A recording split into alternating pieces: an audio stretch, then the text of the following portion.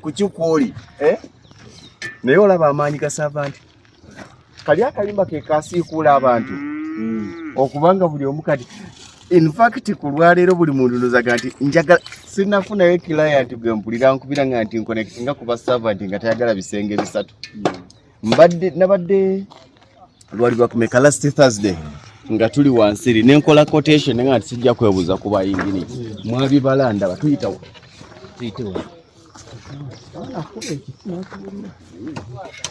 baba kasudde za weekend awo nno manyi babakubanga tebannaba wasiitawo omwana akikuba nga abanja weekend laga wakiri kiwuli emiko naye nga muli bulungi alhamdulillah omusingi nga muwanvu akataka agenda kawuliramu but which is good ennyumba nnungi ennyumba esituse ennyumba enyuma esituse kati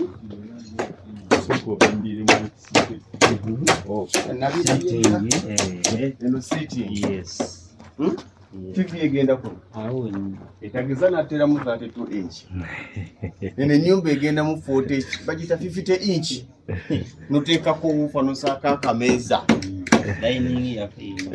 dining one eno sitting okay entebe zitulabwe ziti ne ero bantu 10 wano kameza omwami nange eyo omwami eddawa alengera ajja nanywa akameza ayangwa n'okugenda mu kisenge kye fumbiro lya ferieri kano dining bino fumbi tugenda kazimbako kano kasitowa busefuliya kati wano mufumbiro mwe munongoba buno bugundi bwendaba tina okukapina bukabini Servant kyenjagalako nti ezimba ennyumba mu mbeera etali ya bbeeyi n'ennyumba n'egifula ebbeeyi omanyi ennyumba yonna enyuma nga erina amadirisa ennyumba etalina madirisa ebanga kyaki ate obulaba ne kyaki basaaka amadirisa libanga ssabo olina osanga ng'azimbye ennyumba nnene ataddeka akadirisa bwe kati naye ng'asevinga ki edde ne bagenda musaba emitwalo 7 kali bamusaba emitwalo 6 mitwalo 10 ne gitta ennyumba kati ate wano wali nina byennengera ne binyiiza kano kashe okay nako kagenda gira kati badde eno gye bafumbira biki wano fumbiro kano kasitowa dino ddene mahinya lituuza eno dining obwana bukulira wano fujjo bwana tebujja mu ntebe z'abagenyi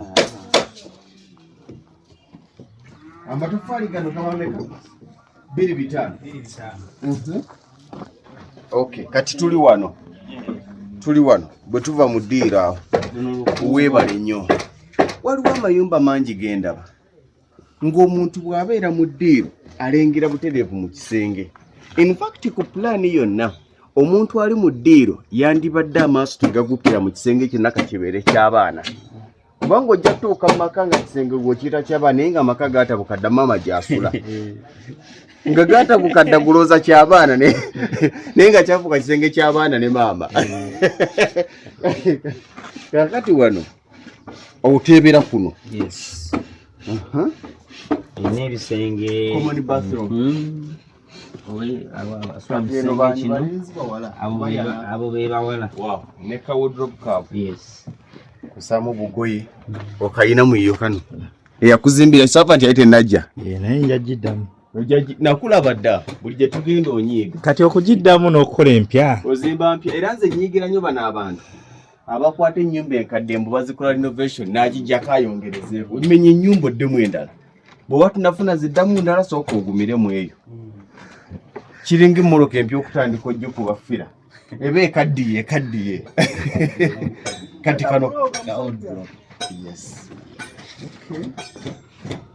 ekisenge kya fuuti 10 Kiramala. Kino kinene nanyo. Nabo bayina.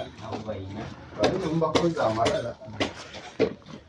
Kino kye kyabalenzi. Mama wodrobe kimuli ngwe. Yangogira. Eri inbuilt. Osako busa frames. No nabo bayina edirisa lya. Tugene mu master bedroom. Tweraje twabaddeyo. Nyumba ya bisenge bina ninga master bedroom teyina kinabi. Okay. Master bedroom etumudde mu maaso. Ojja kulaba. Naayita nagano. Nancha? Kambe siriyo. Dadi taliwo. Ogenda okonkona nga obwaka bwatu. Dadi taliwo. Agambye taliyo. Dadi agambye taliyo. Ola kino kye kinaabiro ki? Foot maker. Mukaga ko? Nziri 5. Ono 10. 5 ku ziba nnene. Ziba nnene. Yeah. Naye wardrobe ye yena. Nze ndi mukuba kati oba naye yadda client atera najja n'akuba plan nti ekitanda kyange nkiwumuzaawo n'alaba wakissa eryo lyessanyu omuntu yena lyandibadde alozaako oba tozimanga ku nyumba era kati batugamba omanyi bayimirira nga bagula ettaka kati tulina n'embuuzi omanyi bayimirira nga bazimba ennyumba omanyi bwoyimirira nga otuuse ku sayiti yo omanyi bw'obuuza abazimbi mu gyebale era omuntu obazimbi abantu bwe bajja babiri nga kuliko nannyini n'atali nannyini nga atali nannyini tazimba nga omulaba embuuza gy'abuuza abazimbi ogiraba kayumba kalungi amatoffaali wansi nene eringa gye mwamaliriza naye ya 15 twagenza okutuuka wansi eri nga lwayapa nga wakalu kati no mujizimbidde ebbanga ki mwatandika twatandika lwa 5. Okay. Yes. Lero lwa 5. Weekend. Ekitegeeza bwe mbanjagala ennyumba ya bisenge bisatu ng'eno bw'eti nyina omukolo gwange abako bajja saagala bakyaliza wali muwala wange ali mu Amerika tayagala bateeka mu kali ka ingi ya pole period ki eneetaagisa okuba nga mmaliriza byonna omwezi gumu kana akasenyi okamanyi abaana bato twakakyamira naye kano mukakyanze katukazaawo wano oyo kajje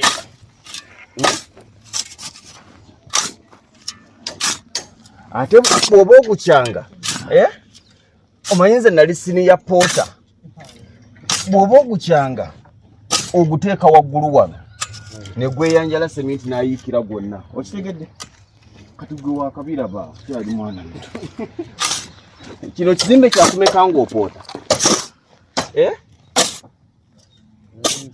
BA okakasa tabala na kubala okiraba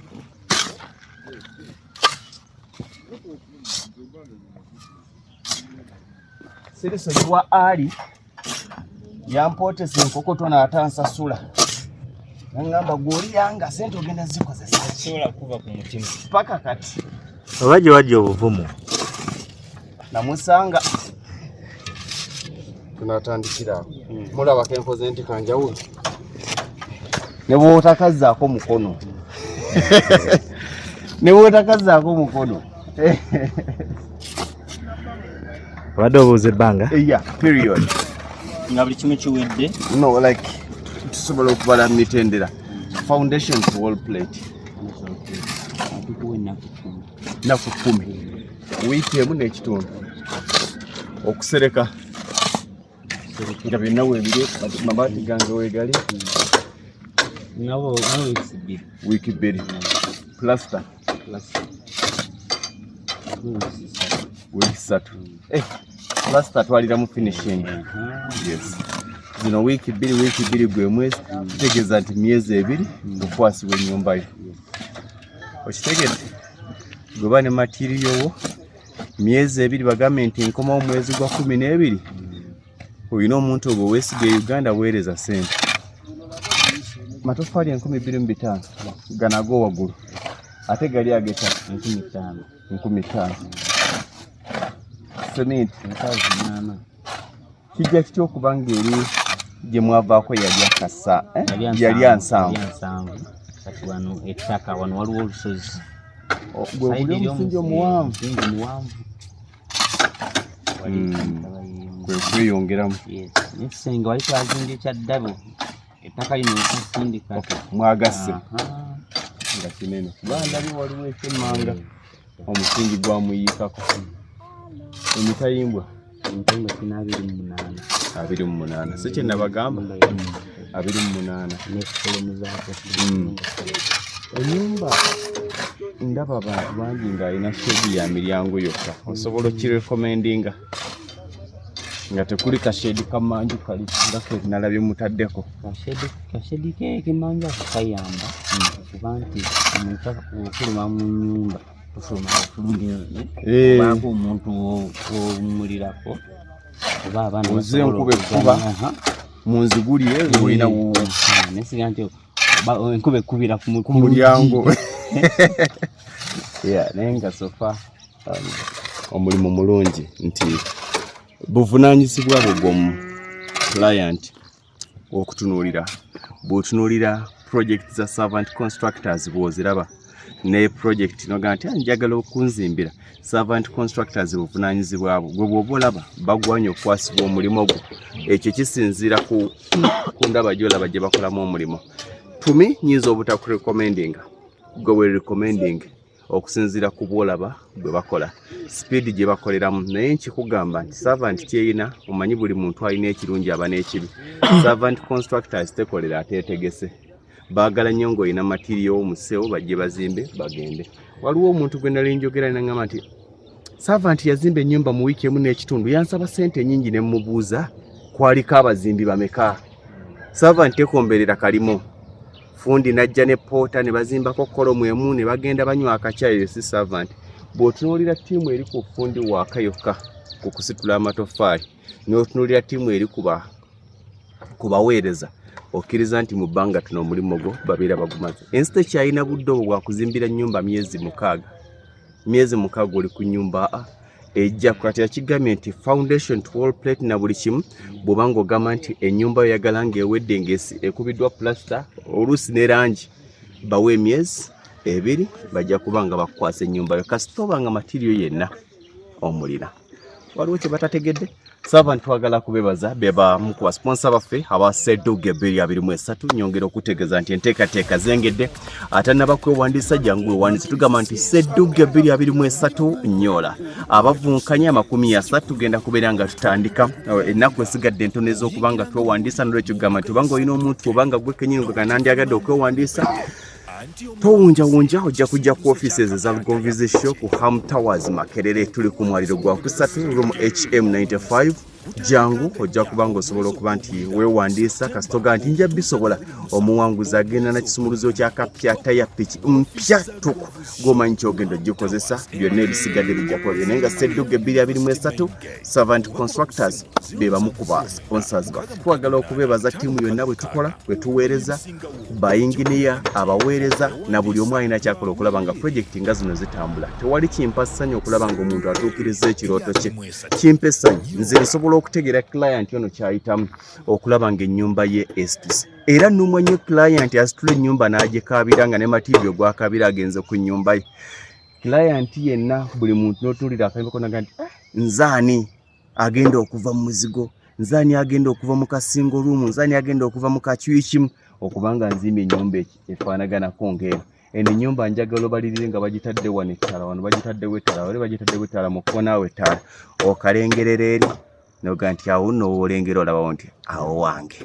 ekigambo ekyo awo wange tukoma okugamba nti awo ewange ng'otulaga apatimenti za muzungu nga ne landiroodi wo tomumanyi omanyi maneja ajja kukubanja awo wensula awo ewange awo si wo gamba nti awo wempangisa bano be bagamba nti awo wewange